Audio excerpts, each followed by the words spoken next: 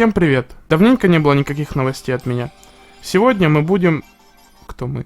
Сегодня я буду с вами обсуждать новых мобов для голосования, которых нам представили к грядущему событию Minecraft Live 2021. Уже на этой неделе нам показали 3 новых мобов. О каждом из них я расскажу, выскажу по нему свое мнение и за кого я рекомендую голосовать. К слову, голосование пройдет в официальном твиттере разработчиков прямо во время трансляции, в субботу в 19:00 по московскому времени. О всех итогах этой трансляции я, кстати, также сделаю отдельное видео. Ну так вот, первый моб из нашего хит-парада это Glare.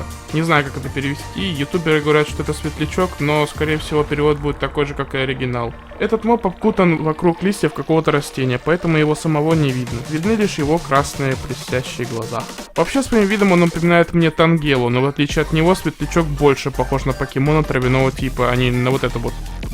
Призван этот моб следовать за игроком в темных местах, а если он начнет злиться, это верный знак того, что место достаточно темное для спавна монстров. Следующий моб LA. Внешне он похож на маленького ангелочка синего цвета с яркими белыми глазами. Сперва покажется, что это вторые попугаи. Они танцуют рядом с вами, если играть на нотных блоках. Но если к тому же вы дадите какой-нибудь предмет в руки, то он тут же полетит искать похожий предмет поблизости, чтобы благополучно пронести их вам.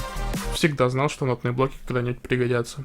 Последний моб для голосования — медный голем. Это маленький прикольный големчик из меди. Сверху у него медная антенна.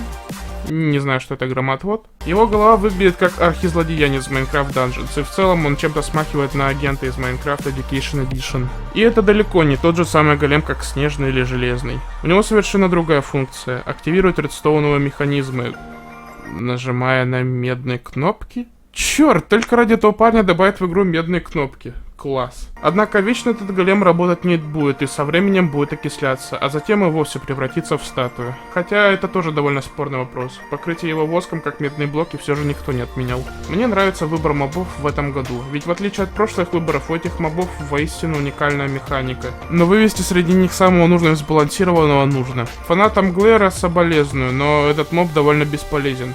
Ведь для проверки освещенности мобов достаточно просто нажать F3 и проверить освещенность местности. Монстр спавнится от 0 до 7, держу в курсе. Такой моб нужен разве что для бедрок игроков, но нам нужен именно моб, который нужен для всех версий майна. LA по своей механике в принципе интересные и даже хорошо сбалансированы, чтобы быть полезными для дюпа. Но гриф-сервера с их экономиками предметов будут нюхать бебру.